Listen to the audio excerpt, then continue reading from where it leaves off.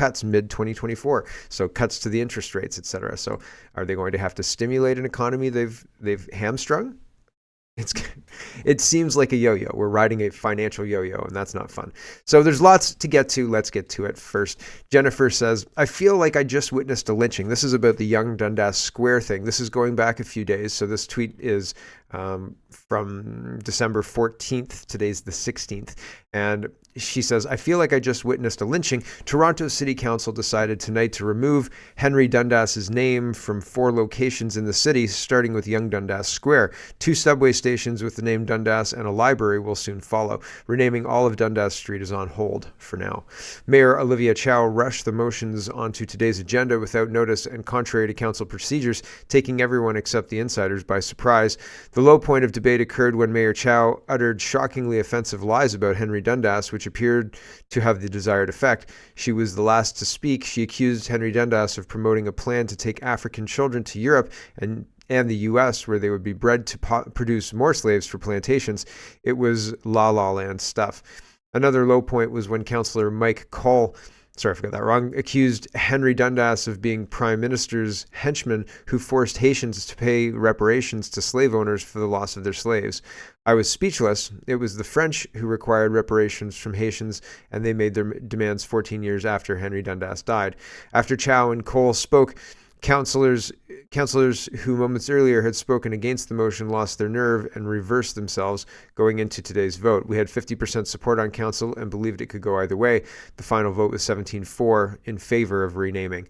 The process that led to this moment has a familiar ring. Proclaim a wrongdoing, pick a convenient culprit, ignore evidence and due process, railroad the chosen culprit to a nearby hanging tree. When it's all over, claim it was all done in the cause of justice and celebrate the grand victory over evil, right? And this guy here was responding to that. He says, Henry Dundas helped abolish slavery in Canada by appointing Governor General Graves Simcoe, who in 1793 introduced the first law to start attacking the slave trade. Dundas also forced early politicians to compensate black loyalists, and Toronto City Council wants to cancel Dundas. And it's even more ironic because of what Sankofa Square stands for and what culture it represents, if you want to get talking about culture, right? Terrence says, surely this can be stopped. And Jamie says, they ditched the name of a historic man, Dundas, for a nebulous concept in a foreign language. So Sankofa Square was the unanimous choice from a 4-named shortlist by a city renaming advisory committee that includes representatives of Black and Indigenous Torontonians. A city staff report states the concept of Sankofa originating in Ghana refers to the act of reflecting on and reclaiming teachings from the past, which enable us to move forward together. Andrew Lawton points out, Toronto is stripping Henry Dundas's name from Yonge and Dundas Square over his connection to slavery, even though he was an abolitionist. But get this, the city is renaming it Sankofa Square, a word from the Akan tribe in Ghana. The Akan exchanged their gold for slaves. Ha! Right? So, wah wah, right? I mean, seriously, guys.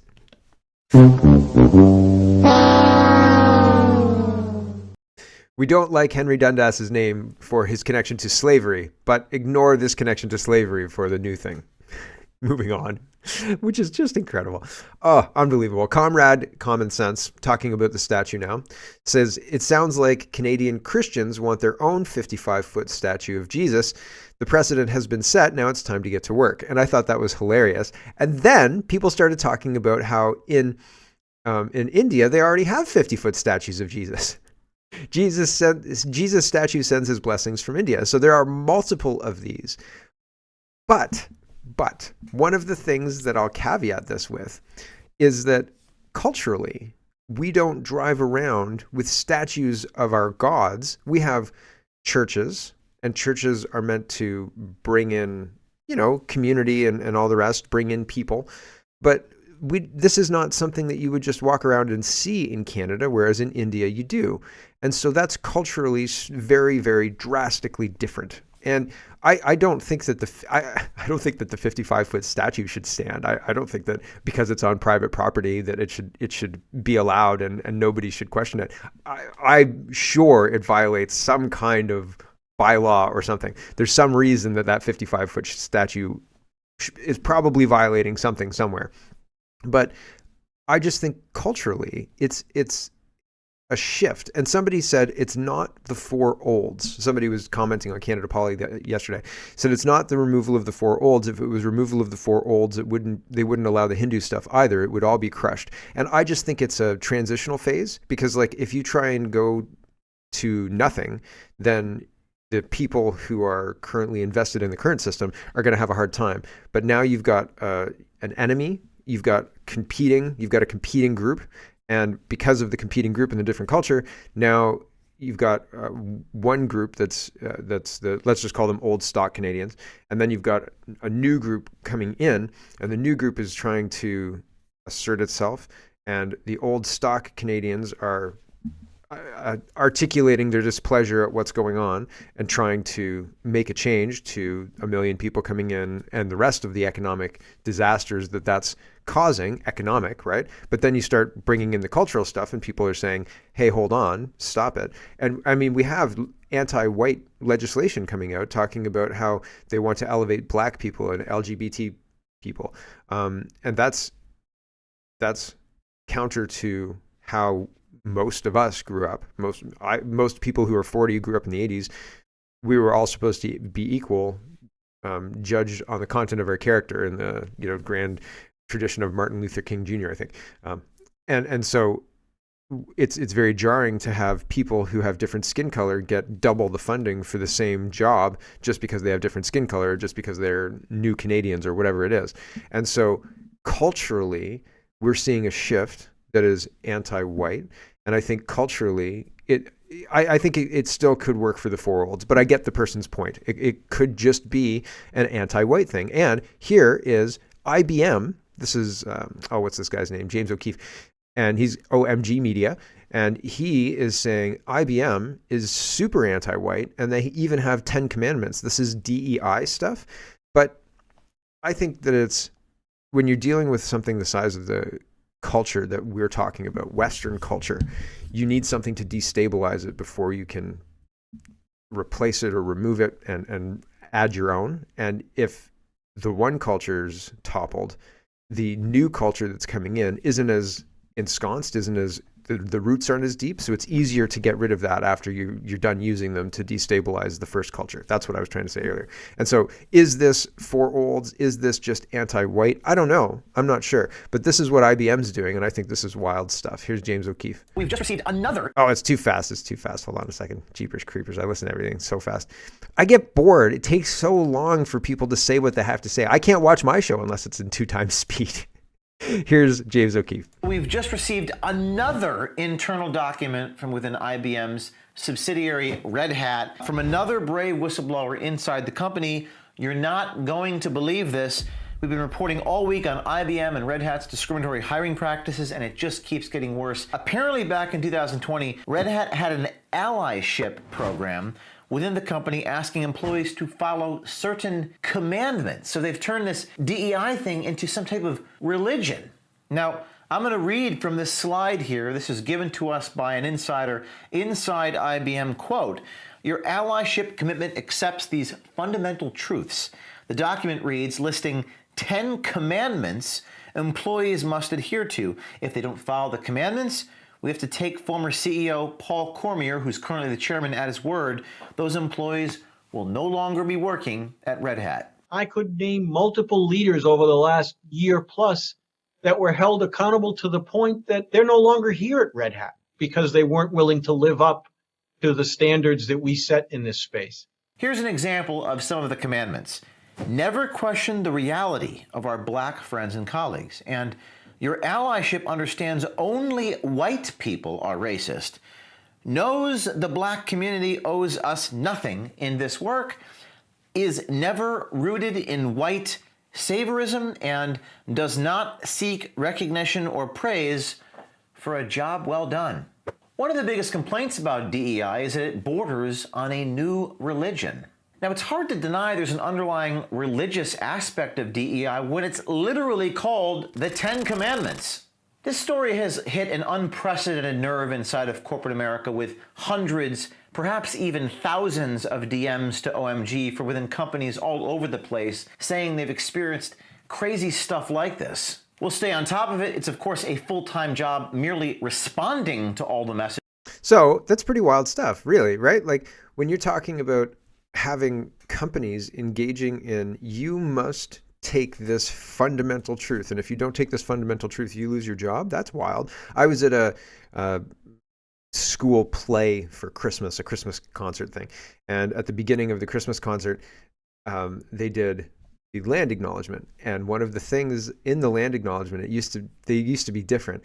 Now the land acknowledgement says everyone must accept this fundamental truth about our land. And I thought, what fundamental truth is that? Holy smoke. I thought it was very interesting, the rhetoric around the land acknowledgement. Immigration, let's talk about immigration and housing as well, because that's all kind of tied into the culture of everything.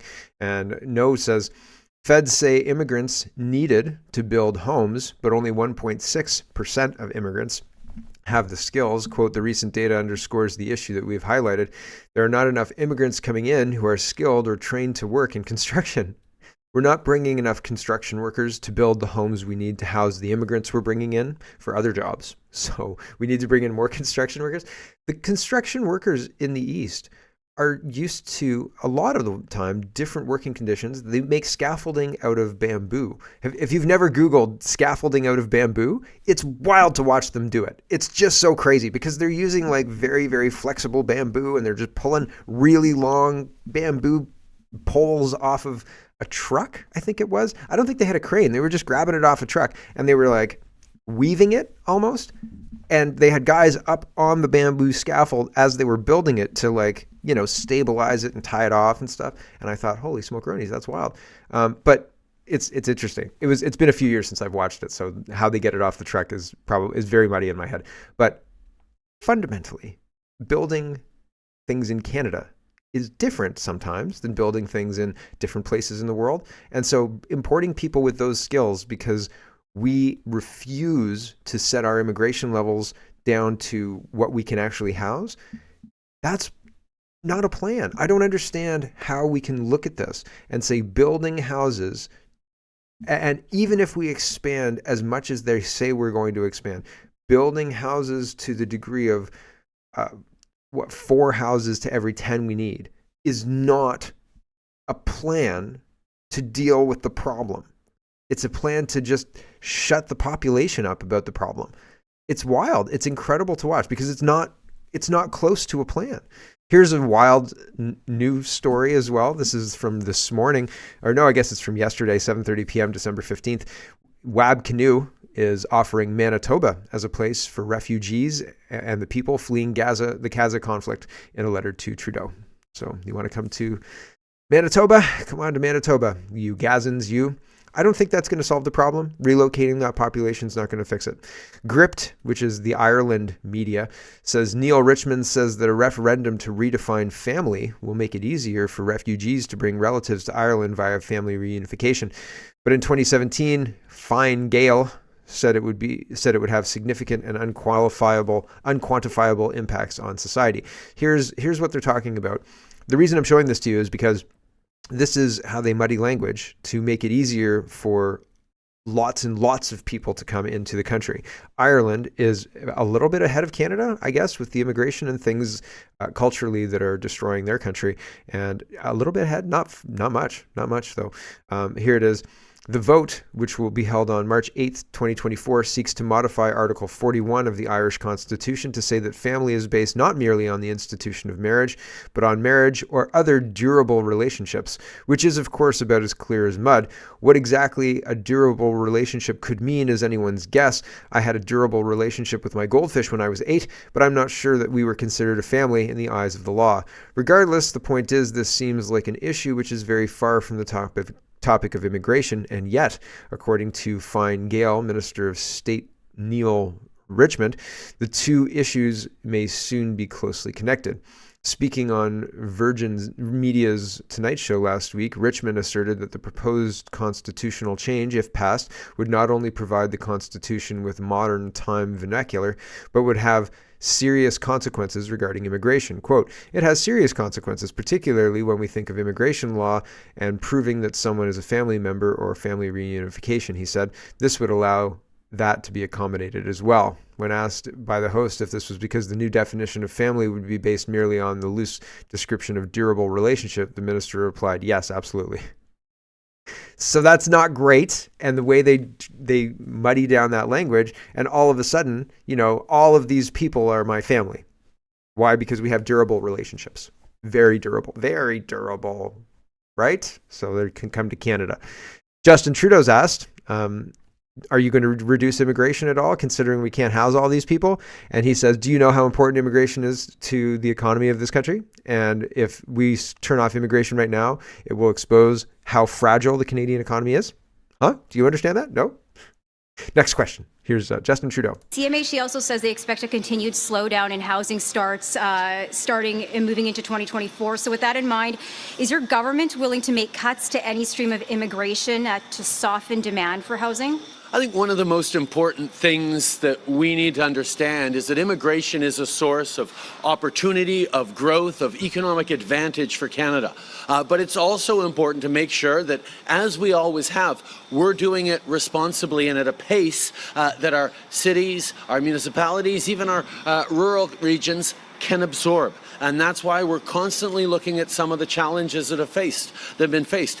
For example, just a couple of weeks ago, our immigration minister made the announcement that because of the incredibly rapid expansion in international students, we were now going to make sure that institutions that are welcoming in more and more international students actually plan to create and build and ensure places where they're going to be able to stay, so that.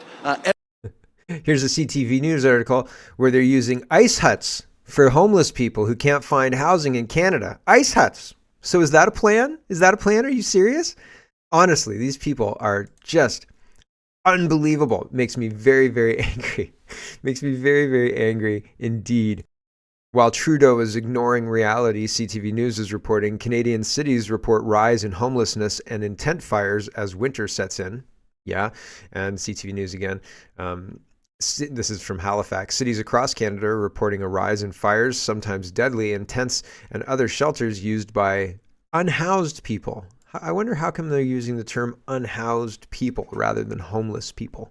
Because I wonder if there's search indexes or... That's a weird way to refer to homeless people. Anyway, a situation advocates say is a tragic consequence of this country's homelessness crisis. As the number of homeless people continue to rise and the frigid weather sets in, it's inevitable that there will be more accidental fires, Tim Richard, president and CEO of the Canadian Alliance to End Homelessness, said in an interview Wednesday. And then they talk more about that. But fundamentally, I think if you can't house the population that is here now, we shouldn't be advertising to foreign countries to come for the opportunities, because they end up staying in ice huts, like ice fishing huts. It's insane. Here is Shane, and Shane is a home builder. He's a construction worker, I guess. Maybe he owns a construction business. I think he says he's built quite a lot of dwellings. And Kamal is a Minister of Diversity, Inclusion, and Persons with Disabilities. And Kamal says over 120 times, that's how many times the Conservatives voted against Canadians last week. And sadly, they're still doing this on the final day of the House sitting. When people show you who they are, believe them. And so she's talking about housing in her little list here. And he says, how are you constructing an additional 83,000 dwellings for Canadians? Since I began constructing new homes more than 30 years ago, labor shortages, material supply chain issues, and government red tape have caused a decline in output and prolonged construction schedules across Canada. So this is the kind of stuff that I talk about when talking about increasing the supply of homes. It's very difficult to just increase the supply of homes. And if you do it through construction, nearly impossible to 10 times it. If you're making 100,000 homes, it's very difficult to take that 100,000 homes and make it 1 million. If you're making 200,000 homes, like doubling it, you could make an argument that you could double it, right? So you could get up to 400,000 homes. But if you're bringing in 1 million people, how many years in a row could you double the output of housing, especially with carbon taxes, especially with labor being prioritized in it's really ass backwards the way it is, but the labor market should be a free market. Should be a free market, period. Like, honestly, because that makes the potential for the economy stronger. Having people say work costs this much is a fix in the market, and it doesn't help. It hinders businesses from being able to get off the ground. Now, I'm not saying that people should be able to pay 10 cents an hour, because like the economy wouldn't bear that, right? But I'm saying that the government should really pull its nose out of things it doesn't understand. Regardless, I'm getting off track. Let's continue talking about housing. National Post is reporting $115 million funding deal could build 40,000 homes in Vancouver over a decade. In that decade, 10 million people could come into the country, more potentially, right? Depending on which income or which immigration streams you're looking at. But 40,000 homes over 10 years? So what? Like, that's not a solution. If that's your plan, that's a garbage plan. Like, you fail, get out. The whole room is more stupid for having listened to you. Holy cow, that's the plan? What? Anyway, moving on just a little bit. Crime. Let's talk about crime. Ron, he was a former police officer, and I don't think he's a police officer now. He's a candidate for the Conservative Party of Canada, so here we go. He says, I served as a police officer for nearly 20 years, during which I was part of Canada's two major municipal police services, Toronto Police and Peel Police. My experience includes 6-year tenure with the Integrated Gun and Gang Force in Toronto, where I played a key role in establishing the Integrated Gang Prevention Task Force. Recognized as a national expert in gang prevention, I've contributed to and have been directly involved in hundreds of criminal investigations leading to the seizure of numerous illegal firearms. Throughout my career, I've never confiscated a firearm used in a crime from a lawful Canadian gun owner. Never, right? That's wild. This legislation, the gun legislation, unfairly penalizes the lawful Canadian population while doing nothing to address both the root and immediate causes of the growing crime problem in Canada. And the Liberal Party says, our legislation to combat gun violence received royal assent and is now law, including the handgun freeze, new red flag laws, and increased penalties for firearm smuggling. And while Conservatives want to weaken gun control, we'll continue taking action, they say. But the action they take is distractionary. It's just like trying to increase the supply of housing in the face of the hugely bigger immigration numbers. It's not going to work to solve the problem. It can't. Math just clearly outlines that, and they ignore that. They don't care. Here is the other day I was showing you how through traffic laws in San Francisco, and nobody's reporting any traffic crime, ergo there's no traffic crime. I said that the Liberals have been reclassifying crimes and letting people out, and because they don't spend a certain amount of time in jail, then the crimes don't look as bad. It turns out I was kind of wrong. Looks like the crime statistics here from the Vancouver City News has crime increasing quite a lot under the Liberals. And I'd seen this chart before, and honestly, I didn't see the increase going the way it has. Actually, I guess I saw it to here, back to the same as Harper, but this one was, maybe it was this one I saw. It was just below Harper, and I thought those snakes are reclassifying everything that they can. But now I guess they can't hide it. So the 2018, 2019, 2020 numbers are well above the Harper years, and 2021, 22 are head and shoulders even more. Like the Harper years topped out at 450,000 incidents of violent crime, or incidents of the crime that's measured in this index. And the Trudeau Liberals are for almost 100,000 more, almost between 525 and 550. And this is just above 450. So that's the top of the Harper Conservatives in 2006. So this is crime like we haven't seen since 2009 levels and more, right? So it's pretty wild. It's interesting to see, and it is palpable. Canada feels less safe than it did. Hello everyone, thanks very much for watching. This is just a short version of a longer show. If you'd like to get the whole show, you can go over to canadapoly.com and sign up for a subscription. Just look in the drop-down tab for Shop and Donate and look for subscriptions, and you'll get immediate access to the full show. Love to see you. Thanks for watching, everybody. Have a wonderful, wonderful